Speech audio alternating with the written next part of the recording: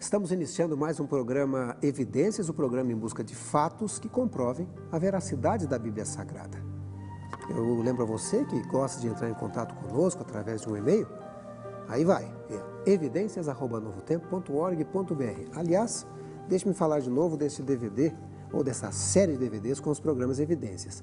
Evidências, a arqueologia e a história iluminando as páginas da Bíblia. Na verdade, essa série de programas que temos apresentado, 16 deles foram colocados nesta coleção com 4 DVDs, apresentado pelo professor Rodrigo Silva, especialista em arqueologia pela Universidade Hebraica de Jerusalém. Você tem uma coleção com 4 DVDs, 16 programas, cerca de 430 minutos, com os programas Evidências, onde você pode ver e rever, assistir diversas vezes.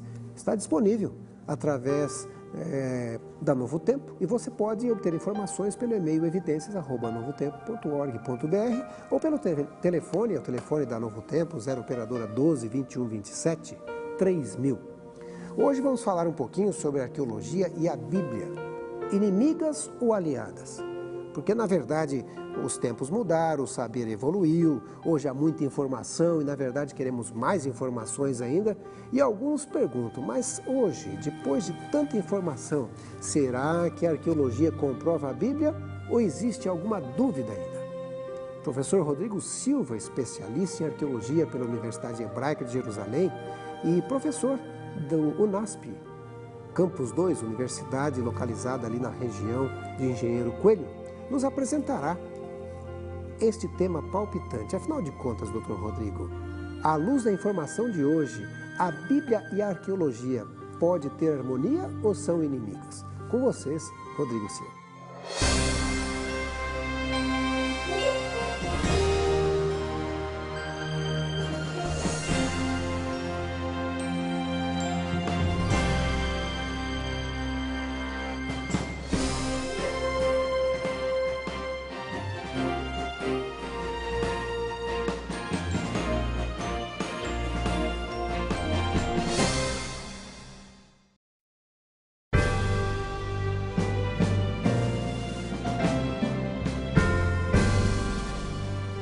No início da Idade Moderna, os cientistas e acadêmicos eram geralmente homens e mulheres de mentalidade enciclopedista, que arriscavam abordar temas de diversas áreas, como física, anatomia, geometria, filosofia e, por que não dizer, teologia. Muitos eram isolados do mundo e faziam suas pesquisas não em equipe, mas em laboratórios ou raciocínios fechados em seu recôndito. É claro que o saber daqueles tempos exigia esse tipo de abordagem. O temor da Inquisição e a própria natureza pioneira dos empreendimentos justificavam a clausura e muitos daqueles pensadores fizeram, na verdade, um excelente progresso em suas pesquisas. Por isso, é difícil definir bem qual a real especialidade de homens como Leonardo da Vinci, Pascal ou Leibniz. Mas os tempos mudaram e o saber evoluiu. Hoje, há muito mais informações do que antigamente e a demanda por novas descobertas gerou a necessidade de se criar especialistas e grupos de trabalho. Por isso, diferente dos grandes inventos do passado, como o avião ou o telescópio, é difícil precisar quem foi o inventor da internet ou do controle remoto. Afinal, foi uma equipe que os produziram e não apenas um indivíduo. Nesse sentido, temos ouvido expressões e termos novos como interdisciplinaridade, parceria e diálogo de especialistas, ou seja, a nova abordagem acadêmica é a do diálogo de diversas disciplinas e especialidades, e não o isolamento delas. Foi nesse sentido que o saber teológico moderno, ou seja, aquele especializado na Bíblia, procurou integrar disciplinas como a filosofia, a história, a sociologia e, principalmente, a arqueologia. Mas é aí que surge o nosso dilema. No caso específico da arqueologia, muitos estão dizendo que ela, ao contrário de apoiar, desmente o texto escriturístico, mostrando que pouco ou quase nada do que há registrado na Bíblia, de fato, pode ser considerado histórico. Veja, por exemplo, algumas chamadas publicadas em conceituadas revistas e periódicos do Brasil e do exterior. No caderno de história do The New York Times foi publicado "Bíblia é reprovada no teste da arqueologia". Revista Newsweek, Histórias da Bíblia, aquilo aconteceu de verdade? Revista Época, a Bíblia é reescrita pela ciência. Pesquisas arqueológicas criam polêmica ao desmentir as versões mais aceitas do relato bíblico. Revista super interessante. A Bíblia passada a limpo. Descobertas recentes da arqueologia indicam que a maior parte das escrituras sagradas não passa de lenda. O que está acontecendo? Estaria a arqueologia realmente desmentindo a Bíblia? Até meados de 1970, havia um razoável consenso entre os especialistas em Oriente Médio de que a Bíblia, sim, a Bíblia era uma fonte histórica confiável, especialmente quanto às origens do povo hebreu. Sabia-se que a arqueologia fornecia indiscutíveis confirmações do relato escriturístico e a oposição de alguns acadêmicos, geralmente sem treinamento arqueológico, não passava de uma voz isolada. William Foxwell Albright, o príncipe dos arqueólogos modernos, escreveu em 1949 que, graças aos achados arqueológicos, as informações históricas da Bíblia se mostram tão acuradas que superam em muito as ideias de qualquer moderno estudante da crítica, que tem consistentemente tendido a errar para o lado do autocriticismo. Neste ponto, vale a pena esclarecer que o autocriticismo mencionado por Albright, também conhecido como alta crítica, foi um posicionamento acadêmico contra a veracidade histórica da Bíblia. Na verdade, esse questionamento começou a ser seriamente defendido durante os séculos XVIII e XIX em diversas universidades europeias, especialmente na Alemanha. Mais recentemente, esse cenário de otimismo arqueológico em relação à Bíblia parece ter sido alterado. Pelo menos foi o que vimos nas chamadas das diversas revistas populares que mencionamos. E basta ver também algumas declarações como do historiador Stephen Strauss, que em 1988 afirmou: os arqueólogos agora geralmente concordam que suas descobertas têm produzido um novo consenso acerca da formação do antigo Israel que contradiz significantes partes da versão bíblica. Será isso mesmo? O que teria provocado essa mudança de entendimento em relação às Escrituras? Deveriam os cristãos temer declarações como esta, que parecem desmentir o relato bíblico? Existe mesmo um atual consenso arqueológico que desmente a Bíblia? Muitos autores incrédulos insistem em apregoar o fim da escola de Albright, na qual a arqueologia de fato confirmava as histórias encontradas nas Escrituras. Mas, se analisarmos os bastidores do debate, pelo menos nos últimos decênios, veremos que as coisas não são bem assim. Muitos acadêmicos sérios ainda acreditam que os dados arqueológicos, longe de corrigir as Escrituras, endossam empiricamente os relatos históricos que ela contém. Essa controvérsia de posições em relação à arqueologia bíblica gerou duas posturas conhecidas no mundo acadêmico como maximalista e minimalista. Pela primeira, entenda-se aquela visão tradicional que se sente suficientemente satisfeita com as evidências já desenterradas e não questiona a Bíblia com base apenas no que ainda não foi encontrado. Já a segunda, a minimalista, tende a supor que tudo o que não é minuciosamente corroborado por evidências contemporâneas aos eventos relatados deve ser corrigido ou abandonado. Em outras palavras, não basta a Bíblia dizer que houve um profeta chamado Daniel ou um primeiro-ministro chamado José que viveu no Egito.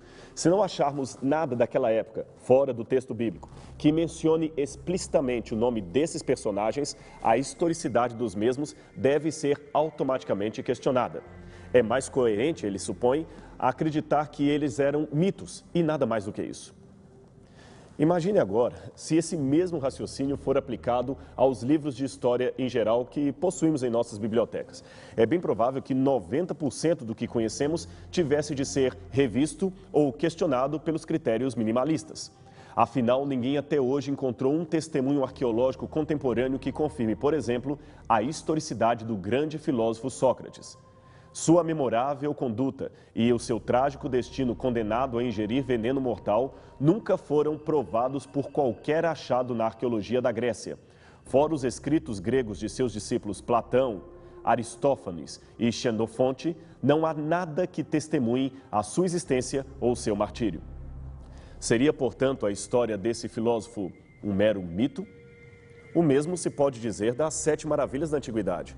Com exceção para as pirâmides egípcias, nenhuma delas, como você deve saber, sobreviveu até os nossos dias.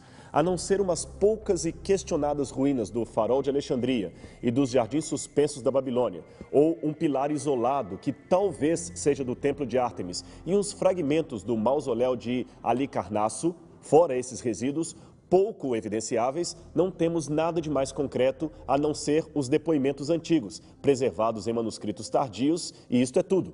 Teriam, portanto, estas 7 maravilhas sido apenas monumentos mitológicos e nada mais? Aliás, você sabia que até mesmo as mais conhecidas fontes históricas de Alexandre Magno são baseadas em documentos igualmente bastante tardios?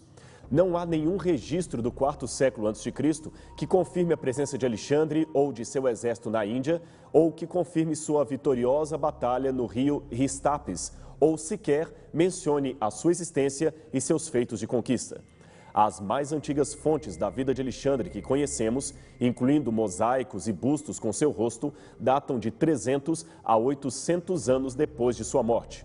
Além disto, muitas delas são reconhecidamente mitológicas e não estão preservadas nos manuscritos originais, mas em cópias tardias, posteriores ao 2º século depois de Cristo, como este manuscrito do século XVI. Por que então dizer que Alexandre Magno é histórico e Abraão é um mito? Não pensemos, contudo, que esse debate seja algo novo. Basta voltar um pouco na história após o iluminismo alemão do século XVIII, também chamado de Aufklärung, e rever as teses da alta crítica levantadas na Universidade de Tübingen por Ferdinand C. Bauer e também na Universidade de Göttingen por Julius Wellhausen.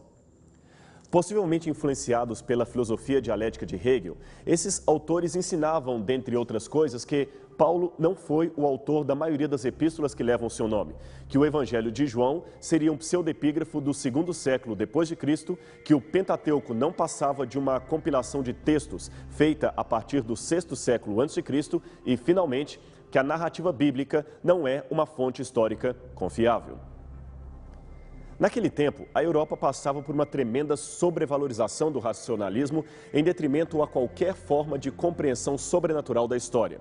Sua tese era a de que não existe nenhum controle divino dos acontecimentos. Tudo está nas mãos dos homens e o destino do mundo é decidido por governantes comuns. A razão humana tornou-se então o padrão definitivo e a fonte do conhecimento, enquanto a Bíblia, registro infalível da revelação divina na história, passou à alcunha de coleção de mitos sem nenhum valor histórico.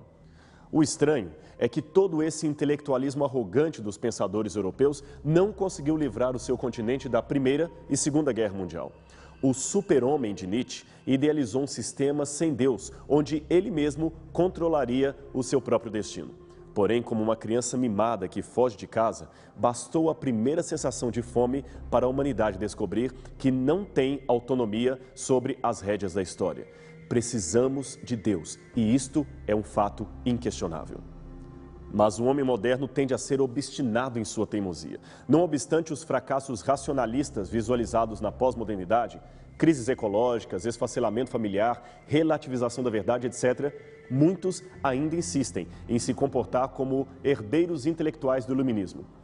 Leem a Bíblia com óculos do ceticismo e ainda ensinam o povo a fazer o mesmo. Este é o caso dos minimalistas de hoje. Eles repetem as mesmas teses do criticismo alemão, esquecendo-se que, já no passado, os intelectuais de várias universidades alemãs tiveram de rever alguns posicionamentos antibíblicos que acabaram se desmoronando à luz das evidências arqueológicas. Não é por menos que até mesmo autores que uma vez foram simpáticos ao autocriticismo foram obrigados a admitir a sua inconsistência. É o caso do famoso assiriologista Archibald Henry Sayce. A princípio cético quanto a algumas partes da história bíblica, ele foi obrigado a admitir num congresso de arqueologia que, para o embaraço de muitos, a pá dos arqueólogos tem o mau hábito de estar sempre do lado da tradição e nunca da crítica. Aliás, por incrível que pareça, quando o assunto é a Bíblia Sagrada, a arqueologia não parece descobrir nada que concretamente possa se pôr como uma contradição do Antigo e Novo Testamento. Pelo contrário, quanto mais se escava, mais ela o confirma. E isso não pode ser chamado de exercício tendencioso, pois nem todos os arqueólogos do passado eram religiosos. Alguns duvidavam até mesmo da existência de Deus. Contudo, exemplos como esses não parecem intimidar acadêmicos atuais, que insistem em divulgar conclusões minimalistas em relação à Bíblia Sagrada. Hoje, o mais famoso autor a questionar a historicidade bíblica é, sem dúvida, o arqueólogo israelense Israel Finkelstein, que escreveu junto com Niall Silberman um recente best-seller intitulado The Bible Unearthed, curiosamente traduzido para o português com o título de E a Bíblia Não Tinha Razão. O que a princípio choca os leitores da Bíblia de orientação mais conservadora é que Finkelstein, longe de ser um leigo, parece, em princípio, saber do que está falando. Munido de um doutorado em arqueologia, ele foi diretor do Instituto de Arqueologia Sônia e Marco Nadler, da Universidade de Tel Aviv, Israel, de 1996 a 2002. Mais tarde, ocupou a cátedra Jacob Aul-Kol, da Universidade de Israel, nas idades do bronze e do ferro. Na mesma universidade, foi ainda academicamente laureado com o prêmio Don Davi de $1 milhão. A mídia, é claro, não deixa de explorar esses reconhecimentos e atributos. E o Dr. Finkelstein é, de fato, um bom acadêmico, respeitado, inclusive, por escavações na famosa Tel Megiddo, região mais importante das batalhas, inspiradoras, inclusive, da visão apocalíptica referente ao Armagedon. O erro, porém, é querer usar as suas conclusões para supor que todo o mundo da arqueologia pensa exatamente como ele. Seria o mesmo que usar as conclusões de um único médico ou de um grupo deles para dizer que toda a medicina pensa exatamente daquele modo. Só para você ter uma noção de que as conclusões de Finkelstein estão longe de ser um consenso entre todos os especialistas, veja a lista de alguns dos principais arqueólogos de renome mundial que discordam das assertivas de Finkelstein, preferindo manter uma linha que ainda oferece credibilidade histórica ao relato bíblico. São eles: Efraim Ster, Amon Bentor, Amihai Mazar, todos da Universidade Hebraica, Lawrence Steiger, da Universidade Harvard, Seymour Gilton, do Albright Institute of Archaeology de Jerusalém, Timothy Harrison, da Universidade de Toronto e, finalmente, David Yuskin, da Universidade de Tel Aviv, que foi por anos o companheiro de Finkelstein nas escavações de Megiddo. Esses são apenas alguns poucos nomes, para que se saiba que as notícias nem sempre são como a mídia as apresenta. Baseados no argumento do silêncio e na ausência de um quadro mais completo, pois a maioria dos artefatos históricos ainda está perdida, o Dr. Finkelstein construiu um cenário inteiramente hipotético e que ignora o relato testemunhal das Escrituras e as evidências até agora encontradas. Sua reconstrução dos fatos nega até mesmo a historicidade do Reino Unido de Israel e da figura monárquica de Davi, que, se existiu, teria sido, na opinião de Finkelstein, apenas um líder vassalo, um rei tribal e nada mais. Ele ainda supõe que os israelitas foram apenas um conglomerado tribal cananita, sem nenhuma expressão social, que jamais teriam partido do Egito em direção à Terra Prometida. Isso mesmo, o êxodo nunca tinha acontecido. Vejamos as suas conclusões nas suas próprias palavras. Não existe evidência arqueológica que sustente as mais populares histórias da Bíblia, como o Êxodo, a peregrinação pelo deserto do Sinai, a conquista de Josué sobre Canaã. O rei Davi, que teria feito de Jerusalém a capital do Reino Unido e seria o mais famoso ancestral do Messias, não existiu. Quem existiu foi um pobre líder tribal, possivelmente chamado Davi, que nada governou de impressionante, nem nunca possuiu um grande reino unificado, mais tarde transferido a Salomão.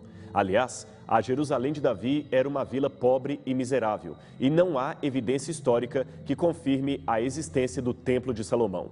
O processo, portanto, que temos descrito até aqui é, de fato, o oposto do que encontramos na Bíblia. O surgimento de um antigo povo de Israel foi o resultado de um colapso da cultura cananita e não o que a causou. A maior parte dos israelitas não veio de fora de Canaã, eles emergiram de dentro dessa terra. Não houve um êxodo em massa do Egito, nem uma conquista violenta de Canaã. A maior parte do povo que formou o antigo Israel eram moradores locais. Os israelitas primitivos eram, ironia das ironias, originalmente cananeus. De fato, não possuímos um elemento de evidência para cada frase ou cada história escrita na Bíblia. Ninguém ainda encontrou, por exemplo, uma pedra que refira ao rei Saul ou um tablete acadiano que cite o profeta Daniel entre os sábios de Babilônia.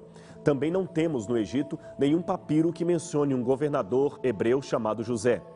Mas não devemos ser apressados em concluir com isto que a Bíblia seja mitológica ou inexata em sua narrativa. Só para você ter uma noção, passaram-se mais de 1000 anos até que o arqueólogo Frank Godiel pudesse encontrar o Palácio de Cleópatra e realmente confirmar que ele existiu na história. Até então, os historiadores dependiam de relatos antigos, cuja precisão também poderia ser questionada. Portanto, desaparecimento não é sinal óbvio de inexistência. Guerras, sobreposição de camadas, ladrões de túmulos e apropriação do tempo fizeram com que muito material histórico se perdesse para sempre. Logo, quem teria mais crédito diante de um julgamento forense? O autor do Êxodo, que viveu na época e se declara testemunha ocular dos fatos ali mencionados, ou autores tardios como Finkelstein, que tentam reconstruir a história milênios depois dela ter acontecido? Vejamos, portanto, algumas das conclusões de Finkelstein contrárias à Bíblia e por que é possível discordar delas. A arqueologia moderna permite nos assegurar que o núcleo histórico do Pentateuco e da história deuteronômica não foi escrito por Moisés. Esses livros foram compostos no século 7 a.C. Para embasar esta conclusão, Finkelstein argumenta que o Pentateuco foi uma criação da monarquia tardia do Reino de Judá, destinada a espalhar uma propaganda ideológica adaptada às necessidades do reino. A história deuteronômica foi, então, coligida durante o reino de Josias para servir de fundamento ideológico às aspirações políticas e também às reformas políticas concretas. Mas nada daquilo que ali está escrito teria acontecido de verdade. Uma das provas que Finkelstein usa para dizer que esses são livros tardios está na negação de importantes detalhes do Êxodo. Ele diz, por exemplo, que a história dos patriarcas está cheia de camelos, o que é verdade, mas que a arqueologia teria revelado que o dromedário não foi domesticado nem usado como animal de carga antes do fim do segundo milênio a.C., isto é, quase 1000 anos depois do dito tempo patriarcal. Sendo assim, a história de José sendo vendido a uma caravana de ismaelitas montados em camelos, como está em Gênesis 37, verso 23, não passaria de fantasia dos tempos monárquicos. Não obstante esta afirmação de Finkelstein, um texto sumeriano do ano 2000 a.C., encontrado em Nippur, e outro menos preciso, encontrado em Alalakh, mencionam não só a existência deste animal entre as tribos, mas também o uso costumeiro do seu leite. Ora, para se obter leite de um animal, ele deve ser domesticado. Essa figura de camelo que você vê em seu vídeo foi desenhada em uma estela da cidade de an-Nar, no sudoeste da Arábia, e datada com segurança como pertencente ao terceiro milênio antes de Cristo. Junto às ruínas descobriram ainda ossos de camelo, também datados do terceiro milênio antes de Cristo, o que, segundo a opinião da doutora Ilse Kohler-Hollefson, uma autoridade mundial no assunto, seria uma forte evidência de que o camelo já era um animal domesticado nos tempos patriarcais. Outro argumento usado por Finkelstein é o de que não havia reino edomita para combater os hebreus antes do 8º século a.C. Logo, isto colocaria em xeque a historicidade de textos como Números 20 e 20, que mostra o rei de Edom recusando passagem aos hebreus em sua peregrinação pelo deserto. Seria esta passagem um comentário anacrônico? Curiosamente, em 2002, no mesmo ano em que foi publicada a primeira edição do livro de Finkelstein, um novo estudo conduzido por arqueólogos da Universidade de San Diego, na Califórnia, dirigido e orientado pelos professores Thomas Levy, Russell Adams e Mohamed Nahir, este último do Departamento de Antiguidades da Jordânia, desmentiram a declaração de que não havia reino de Edom antes do 8º século a.C. Com um time de estudantes de arqueologia e escavadores vindos de diversas partes do mundo, o professor Levy, que aqui aparece de verde ao centro da foto, descobriu antigos artefatos muito importantes no sítio da antiga Khirbet en-Nahas, que em árabe quer dizer ruínas de cobre.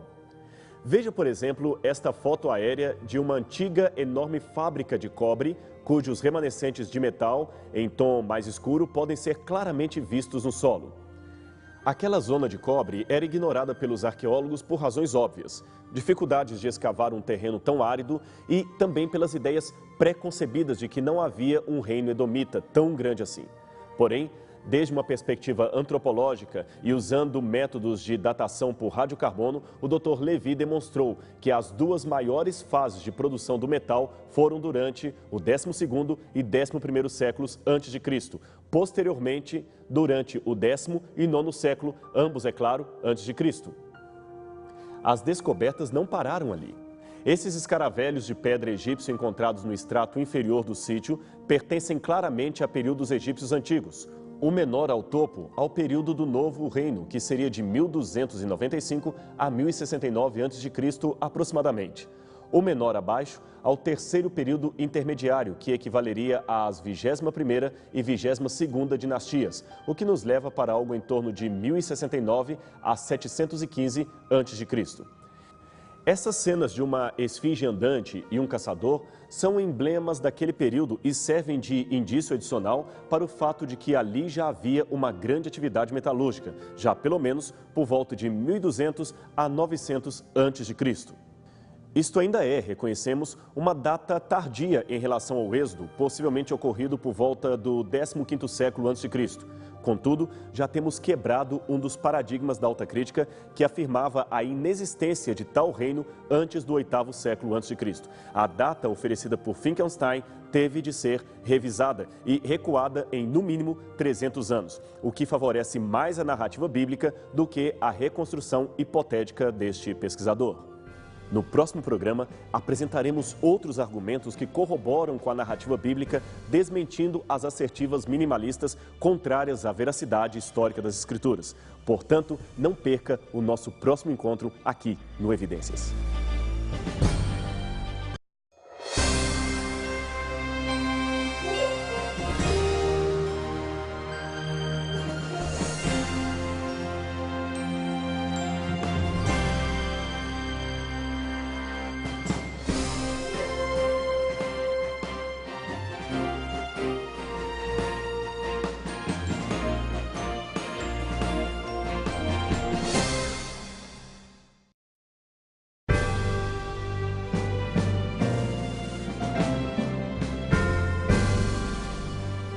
Em nosso último programa, você viu uma série de colocações acerca de uma importante questão para o estudioso da Bíblia hoje. Afinal, as descobertas arqueológicas têm sido uma contribuição e ratificação do texto bíblico ou um elemento que desmente a historicidade do livro sagrado? Você viu como a mídia está ultimamente divulgando notícias de que a arqueologia vem passo a passo desmentindo as histórias que a Bíblia apresenta e dando munição aos críticos que não a aceitam como um fidedigno relato histórico. Vimos também que os críticos da Bíblia são comumente reconhecidos como minimalistas, pois aceitam apenas o mínimo ou quase nada do texto bíblico como digno de confiança. Entre estes, destacamos a figura do Dr. Israel Finkelstein, professor de arqueologia em Israel e autor do best-seller A Bíblia Desenterrada, que ganhou em português o título E a Bíblia Não Tinha Razão. Neste programa, continuaremos nossa análise das declarações e teses do Dr. Finkelstein, procurando verificar a real procedência ou improcedência arqueológica de cada uma delas. Só para lembrar, conforme vimos anteriormente, o Dr. Finkelstein tem como grande aliado o argumento do silêncio, ou seja, se baseia no nada para duvidar do todo. Para ele, o fato de não encontrarmos uma avalanche de artefatos para testemunhar cada episódio descrito na Bíblia é mais do que suficiente para duvidarmos de que aquela história tenha de fato ocorrido. O problema com esta assertiva é que ela esbarra em 3 pilares básicos da arqueologia. Primeiro, a grande maioria dos tesouros arqueológicos da própria história da civilização está, por razões óbvias, perdida e, se formos usar isto para descrer dos relatos escritos, devemos revisar não só a Bíblia, mas toda a história geral como a conhecemos. Segundo, os elementos fragmentados que encontramos em solo são de interpretação subjetiva e questionável, principalmente quando não há um texto antigo que lhes dê o significado. Terceiro, a ausência de evidência não é evidência da ausência. Sobre esse último ponto, o que queremos dizer é que o fato de não termos achado ainda um objeto determinado ou até mesmo uma cidade mencionada nos documentos antigos não é uma prova absoluta de sua inexistência. Basta lembrar que passaram mais de 1.500 anos de total desaparecimento até que Robert Coldewey revelasse ao mundo a descoberta da Babilônia em 1899. Muitos historiadores antes disto também pensavam erroneamente que Babilônia nunca existiu na história.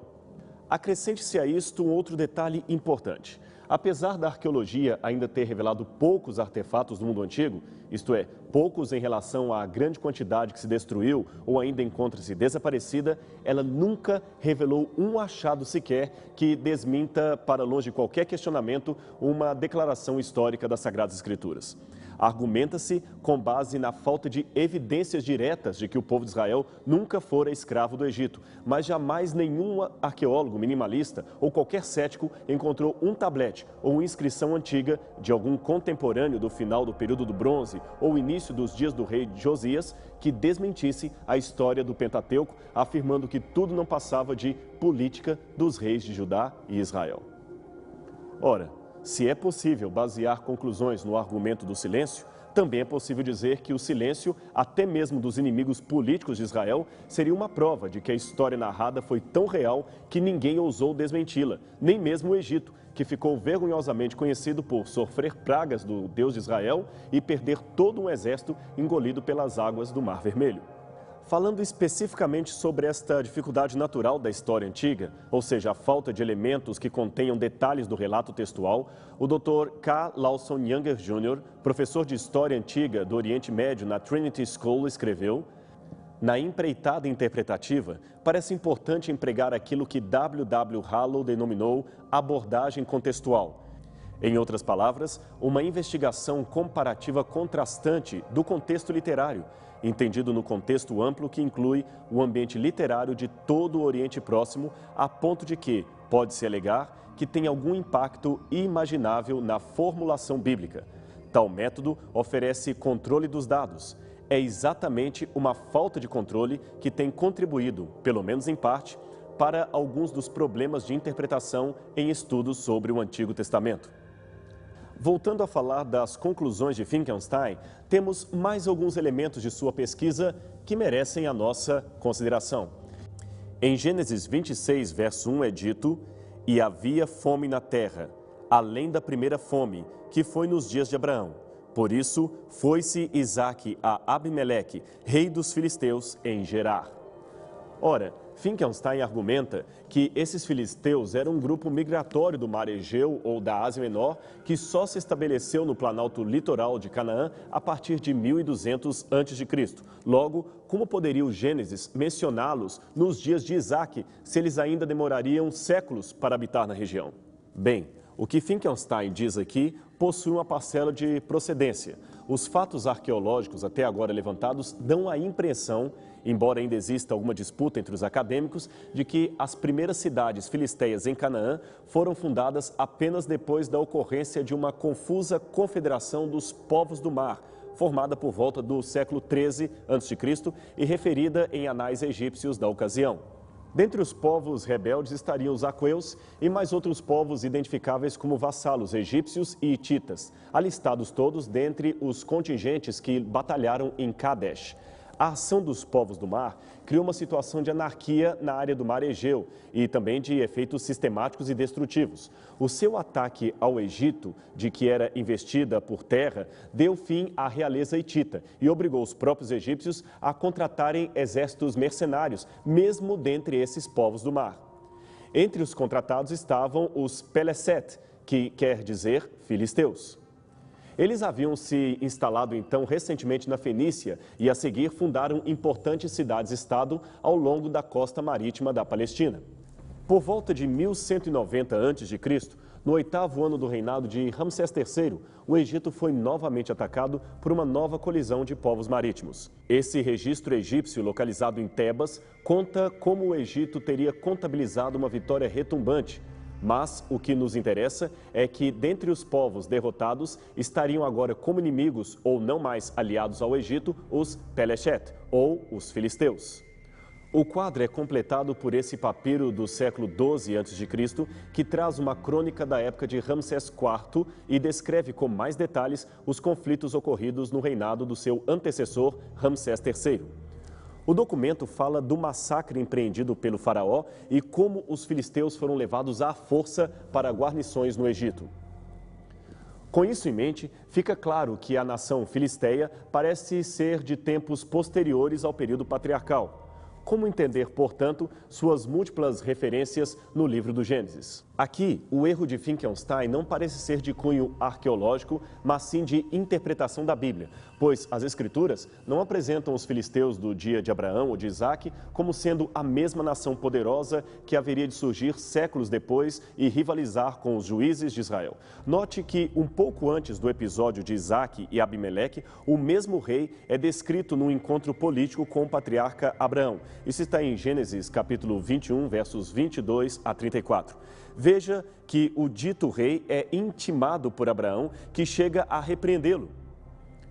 Ora, se o texto bíblico intentasse dizer que os filisteus eram uma grande nação nos dias dos patriarcas, por que mostra o seu rei em pé de igualdade? Pois a aliança só era feita entre iguais. Pé de igualdade com aquele nômade, Abraão, que tinha em seu grupo apenas umas poucas centenas de pessoas, servos e nenhum exército propriamente dito. Ademais, as 5 cidades filisteias, Asdod, Askelon, Ecrón, Gat e Gaza, que são referidas em Josué e 1 Samuel, não são mencionadas aqui. Apenas uma pequena vila chamada Gerar é mencionada. Entender isso como referência a uma grande nação é interpretar mal o texto das Escrituras. E tem mais, o termo filisteus significa literalmente povos do mar e pode, num primeiro momento, referir-se a qualquer outro povo do mar Egeu que não os clássicos filisteus. Povos que, aliás, já haviam estado na região bem antes das migrações ocorridas no período da Confederação e do Grande Levante que há pouco mencionamos. Alguns podem até objetar que o Gênesis fala da terra dos filisteus. Bem, quanto a isto, há 2 maneiras simples, porém racionais de se resolver o problema. Primeiro, podemos entender aqui a palavra terra ou Aretz, usada em hebraico do Gênesis, com outro significado além de país. Em alguns textos, terra pode ser uma referência ao planeta ou até mesmo a uma propriedade aonde uma pessoa nasceu. A outra possibilidade seria a de que teríamos aqui um anacronismo que não nega a autoria mosaica, mas apenas destaca uma pequena anotação editorial posterior. Seria como alguém referindo-se a Cabral, dizendo que ele e suas caravelas descobriram o Brasil em 1500, sendo óbvio que em 1500 não havia nenhum país com esse nome. A chamada descoberta do Brasil ilustra o anacronismo de se jogar para o século XVI o título de um pedaço de terra que só teria valor muito tempo depois. Na mesma linha de argumentação que nega a presença dos filisteus nos tempos patriarcais, Finkelstein também procura descobrir outro suposto erro em Gênesis, quando esse se refere diversas vezes ao nome de Beersheba como sendo uma cidade nos dias de Abraão. Ele diz: na região de Beersheba não há resquícios de ocupação durante a última parte do período do bronze. O lugar era aparentemente deserto. Isto é verdade para todo o vale. Beersheba não existia nessa época. Novamente, temos aqui uma questão de equívoco em relação ao texto bíblico. A menção de Beersheba nestas passagens do Gênesis não implica na existência de uma cidade bem estruturada, mas apenas num lugar composto de um poço, um altar cultico e uma plantação de tamargueiras. Note que foi Abraão que deu ao lugar o nome de Beersheba, que poderia significar Poço dos Sete ou Poço do Juramento. Isto nos leva a supor que não se tratava realmente de uma cidade, senão ela já teria o seu nome próprio.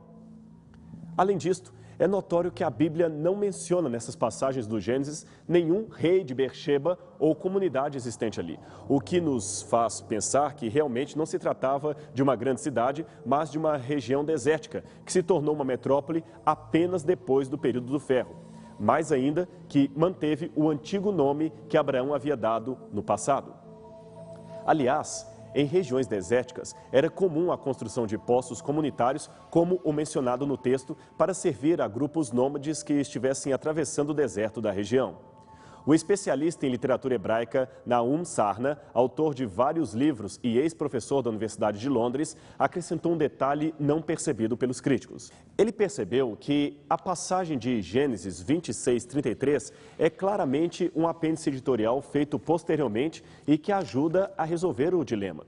Ali diz o seguinte: ao poço chamou Isaac de Sheba, por isso Beer-sheba é o nome daquela cidade até hoje. Isto é, até os dias em que o texto havia sido copiado. Indiretamente, esta anotação do escriba nos mostra que nos dias de Isaac, ali havia apenas um poço e nada mais. A cidade era uma realidade mais recente. Continuando a trajetória de argumentos sobre o silêncio, Finkelstein ainda contesta a estada dos hebreus no Egito. Os arquivos egípcios que registram todos os acontecimentos do reino faraônico não conservam nenhum traço da presença judaica de mais de 4 séculos. Logo, a lenda do Êxodo não resiste à análise científica. Com todo respeito ao acadêmico israelense, dizer que os arquivos egípcios registraram todos os acontecimentos faraônicos é ser simplista demais. Todos os historiadores e egiptólogos reconhecem que os antigos registros egípcios não são nada completos. São, na verdade, um verdadeiro queijo suíço, repleto de lacunas e buracos. E não foi somente a ação do tempo que causou esses hiatos. Os próprios egípcios, por questões claramente políticas, apagavam deliberadamente muitos dos relatos dos seus antecessores. Veja, por exemplo, o caso de Tutancâmon. Ao morrer, o seu vizir chamado Ai imediatamente o sucedeu no trono, mas foi em pouco tempo substituído por seu primeiro general. Aliás, esse general tinha o curioso nome de Horemheb. Ele era também, traiçoeiramente, o opositor de Tutancâmon e sua linhagem ascendente. Logo, então, quando assumiu o governo, ele ordenou que não somente o nome de Tutancâmon, mas também o de Ai e de todos os faraós, como Akhenaton, o pai de Tutancâmon, fossem apagados das paredes e monumentos públicos do Egito. Por causa disto, o nome daquele rei ficou praticamente esquecido na história e nos anais egípcios, sendo somente revelado em 1922, quando os arqueólogos encontraram sua fantástica tumba. Hatshepsut foi outra a ter os seus feitos apagados por Tutmoses quando este a substituiu no poder. Este monumento com a silhueta de um monarca completamente raspada é um exemplo da atitude vândala que os próprios egípcios praticavam contra governos oposicionistas do passado. Falando especificamente do Êxodo e os eventos a ele relacionados, o já mencionado Dr. Nahum afirma que o relato do Êxodo não pode, de modo algum, ser uma peça de ficção. Nenhuma nação inventaria para si mesma uma tradição assim tão inglória, a menos que houvesse um núcleo verídico.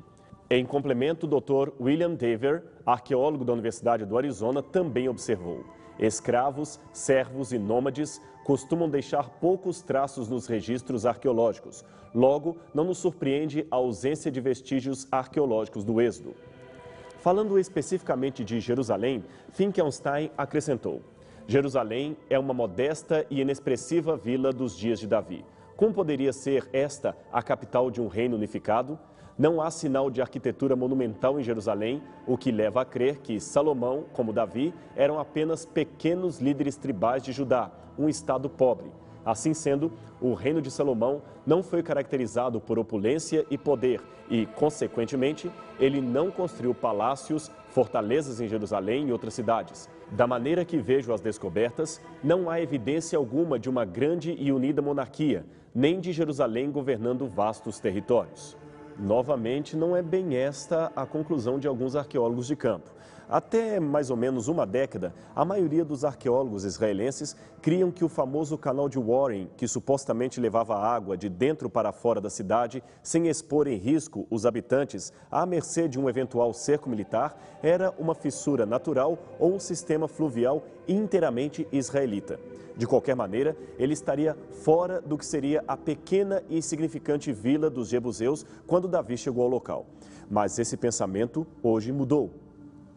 Escavações feitas no entorno da fonte de Gihon mostraram que pesadas pedras jaziam enterradas no local, indicando a presença de uma grande e extensa muralha existente ali cerca de 1800 anos antes de Cristo.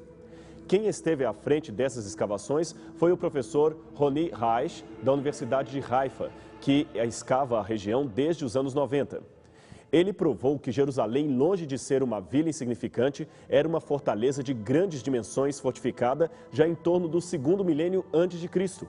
Os achados permitiram verificar que se tratava de uma grande fortaleza com um sofisticado sistema de abastecimento d'água que antecede em pelo menos 8 séculos a conquista de Davi. Esta foto aérea mostra os contornos da antiga cidade e o círculo em vermelho demarca o local das escavações conduzidas pelo Dr. Reich. Quando essas pedras foram pela primeira vez expostas em 1998, Eli Shruk, do Departamento de Antiguidades de Israel, que dirigiu as pesquisas em companhia de Reich, anunciou entusiasmado a um jornalista do Jerusalem Post: "Nós agora teremos que repensar todos os nossos conceitos acerca da cidade de Davi, que foram formados desde o século XIX. Isto ele dizia referindo-se à ideia comum de que Jerusalém, a Jerusalém dos Jebuseus, era apenas uma pequena e inexpressiva vila no topo de uma colina. É triste que o Dr. Finkelstein não tenha revelado esta informação aos seus leitores, dando a errônea impressão de que não havia nos tempos de Davi uma fortaleza que justificasse o título de capital do Reino Unido de Israel.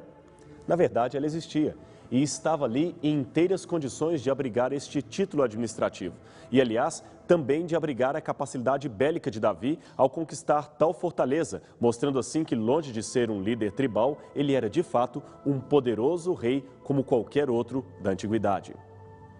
Ainda sobre a possibilidade de ser Jerusalém uma poderosa capital do Reino Unido de Davi, há uma escavação em curso que promete sacudir o mundo da arqueologia. Trata-se da escavação dirigida pela arqueóloga israelense Eilat Mazar, neta do mundialmente famoso Benjamin Mazar, que escavou Jerusalém nos anos 50. A doutora Eilat escavou essas pesadas estruturas repletas de cerâmica que indicam terem pertencido ao 10º século a.C., o que corresponde ao período de Davi. Além disto, o achado desse selo ou carimbo pertencente a um certo Jeucal, filho de Selemias e mencionado no livro de Jeremias, mostra que o edifício continuou como sede governamental até por volta do 6º século a.C., quando foi finalmente destruído pelos babilônios. Embora ainda em fase hipotética, a doutora Eilat afirma haver uma grande chance de ter encontrado o Palácio de Davi em Jerusalém, que Finkelstein disse nunca ter existido. É curioso que mesmo arqueólogos que discordam do entusiasmo da doutora Eilat admitem que esta é, sem dúvida, uma descoberta rara e importante. E caso seja confirmada a sua hipótese de ser aquele o Palácio de Davi, este se tornará um forte argumento contra a ideia de que Davi não teria a importância que a Bíblia lhe concede e que seria muito mais do que apenas um mero líder tribal, como querem os minimalistas. Seymour Gittin, diretor do Albright Institute of Archaeological Research em Jerusalém, comentou recentemente que, embora seja cedo para provar precisamente o que Mazar encontrou, se ela estiver certa e aquele for mesmo o palácio do 10º século a.C., estará demolida uma das principais bandeiras dos arqueólogos minimalistas. Nesse caso, então, o melhor é aguardar os brindes que o futuro ainda trará à arqueologia bíblica. Bem dizem os entendidos que, para bom entendedor, meia palavra basta. Embora não tenhamos tempo para analisar cada uma das assertivas minimalistas, você pode ver nesses 2 programas que muitas das contestações contrárias à Bíblia e divulgadas pela mídia não passam de sensacionalismos, exageros e posições particulares. Porém, o mais importante é saber, como disse Isaías, que seca-se a erva, caem-se as flores, mas a palavra do Senhor, esta sim, permanece para sempre.